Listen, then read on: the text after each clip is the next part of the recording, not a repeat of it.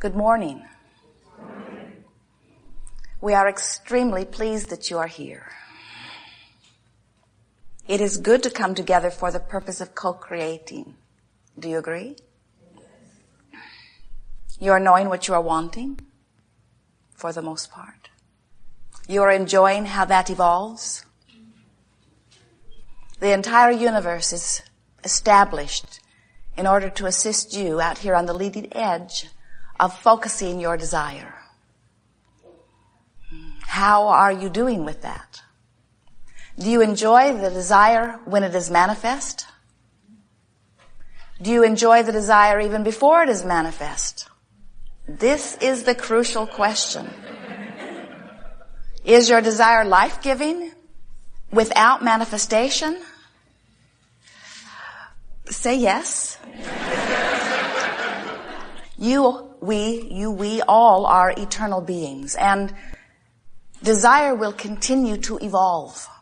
We will be eternally amending our desires. It is the way everything is established. You cannot hold your desires back. They just happen. Preferences are being born. I prefer that to that. I prefer that to that. I see all of these possibilities and this is my choice. I really prefer this. I prefer comfort to discomfort. I prefer joy to sadness. I prefer motion forward to a feeling of stagnation. Or I prefer a little ease to frenzy. I prefer more money to not enough money. Or I prefer more action to not enough action. But I prefer calmer action rather than frazzled action. But I prefer action to boredom. In other words, you are constantly in every moment at all kinds of levels of your being, even cellular levels, speaking preference. And source energy hears every preference at its subtle or broad definition and responds to it immediately. The question is, how much in alignment are you with your preference? If you have been banging around in a situation that is causing you to very clearly state your preference, you want more money, or you want a different physical condition, you want to be well rather than sick, or you want to have prosperity rather than debt. As that preference shoots from you, if you are feeling so much the discomfort of your sickness, or of your debt, or of your dilemma, then you are not in that moment a match to your own desire. So even though you have stated it clearly, vibrationally, maybe even with your words, if you are not a vibrational match to what you're asking for, you cannot let it in. And if you're not letting it in, then you're not living it. And if you're not living it, it isn't because you don't want it. It isn't because you haven't preferred it. It isn't because law of attraction isn't working well. It isn't because you are being put into a category of inappropriate or unworthy, and therefore you are being deprived of it. It is for only one reason. You're not a match to what you want. Don't you love knowing that whatever you prefer, source energy responds? Sometimes our physical human friends have a hard time accepting that. Sometimes when we say, when you ask it is given, we can feel you feeling something like, well, it would be all right if I get what I'm asking for, but some people are asking for some things that I just assume they don't get. What that says is, in order for me to be joyful, in order for me to be satisfied, in order for me to have life the way I want it to be, I need to apply some measure of control to what others are getting. And we say, if you can let go of that one, then you will be in the place of living your life in the way that you've intended. If you will see this environment as a buffet with all possibilities, and you will allow all, including yourself, to choose whatever they are choosing, and you don't get involved in what they are choosing, you will more likely be in alignment with who you really are. It's an interesting thing. When you get together, even in your groups where you feel some sense of compatibility, very often, right in the middle of that compatible group, you have arguments. You say, oh, well, we really come together when we push against our common enemy. And we say, yes, but you have enemies even within your group. And if you could get to the place where you no longer feel a need to push against anything that you disagree with, you would become in alignment with what you do agree with. That's really big. Do you hear that? Do you know that it is your pushing against those things you don't agree with that causes you to be out of alignment with what you do agree with? Even within your own body, there might not even be anybody else involved with it. Let's say you want to be slender and you don't feel that you are. You feel fat. You are discouraged and unhappy about your body. And you make statements of desire. I want to be slender, or I want to be healthy. I want to be different than I am, but oh, I do not like the way that I am. It's wrong for me to be this way.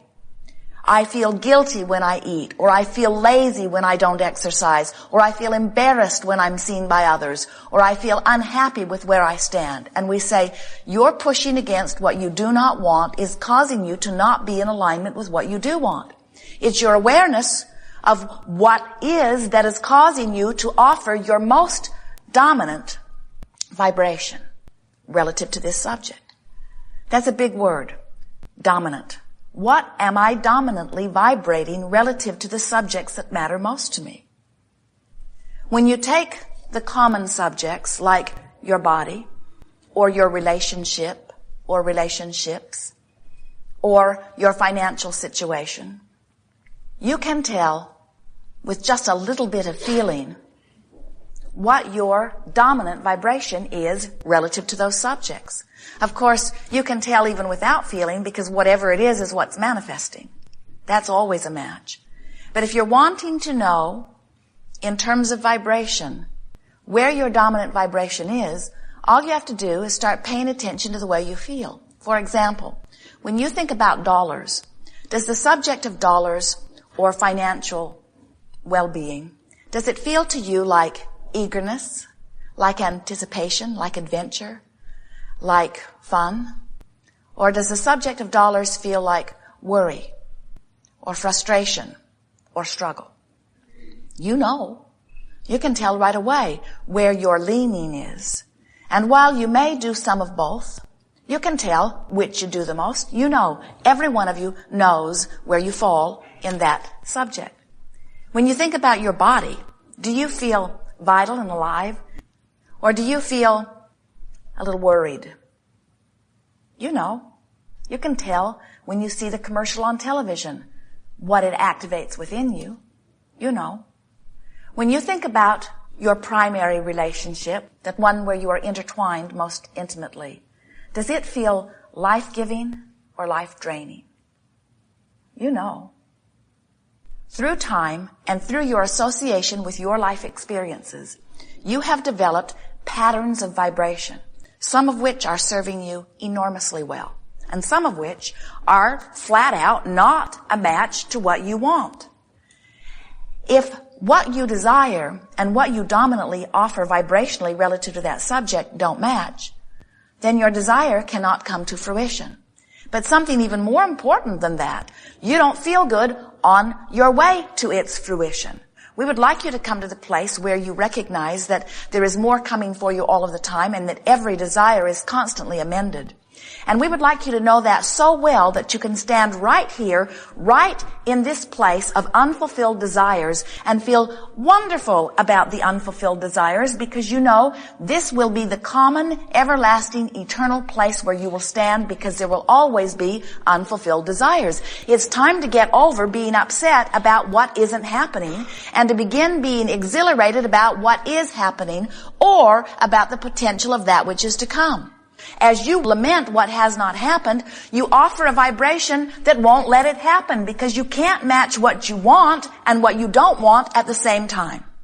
So if you feel fat and that is your dominant vibration, it doesn't matter what you do. It can't change because vibrationally you are not allowing yourself to be where you want to be. So, do you have to think about being slender in order to be slender? Do you have to think about being prosperous before you are prosperous? No. But you can't feel bad about not being prosperous, and you can't feel bad about not being slender. In other words, you cannot be in the resistant mode. You've got to be in a mode of feeling good in order to allow that which you consider to be good to come to you.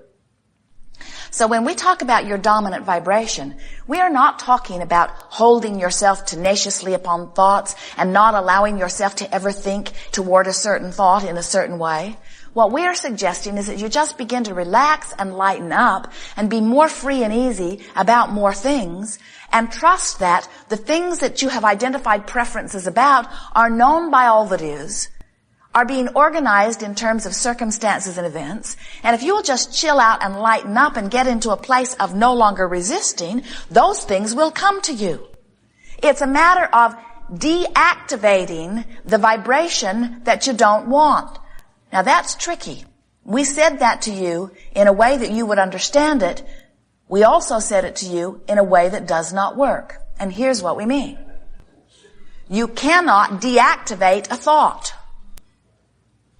You say, all right, I feel fat and I want to be slender, so I have to deactivate the feeling fat. Problem with that is every time you think about being fat, you activate it. Every time you think about no longer smoking, you activate it. Every time you think about anything, you activate it. The way you activate is by giving your attention to it. So the way you deactivate is not give your attention to it. But when you decide you're not going to give your attention to something, you're usually giving your attention to that thing you're not going to give your attention to. And now you've activated it. And so the key to getting what you want is by activating thoughts that feel good when you focus upon them. So this business of solving problems has never worked for you because you activate the problem during your solving process. In the moment that you know your problem, you also feel a preference being born, and as soon as you can turn your attention toward the preference, you are in alignment with it. But Art of Allowing does not say to you that you have to turn your attention only to that specific preference. Art of Allowing says you can think about anything that feels good, and you are in the place of allowing all things that you consider to be good. Can you feel how much easier this is? We tease about how you can move through your contrast, activate a desire, then just pet your cat, and if it pleases you to pet your cat as much as it pleases your cat for you to pet your cat, now you're in the place of alignment or of allowing. We want to show you how to get into the place of activating vibrations that allow well-being to flow to you. And we want to introduce to you a process that you may have used many times under other titles. Today we are going to call it virtual reality, because we want you to begin to use this process called virtual reality for one purpose and one purpose only. It's not to remind the universe that you've been asking for it and it's time that it shows up. It's not a workshop where you mold things into place. Virtual reality process is the process where you practice the activation of a vibration that allows. Most of you are not consciously aware of how or when you picked up your vibrations that don't allow. Most of you were very little when you began having some of those feelings, and most of those feelings felt normal in the environment in which you were living because those around you were feeling them and expressing them to you and teaching them to you. So little by little by little by little, you have developed the vibration relative to these subjects that you are currently walking around with.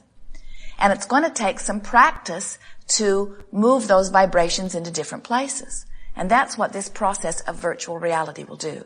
It will cause you to practice a good feeling vibration so that first, the good feeling vibration begins to feel more normal to you, and second, the good feeling vibration puts you in the place of allowing, and third, you will be more likely to recognize the not so good feeling vibrations if you've been practicing the good feeling vibrations.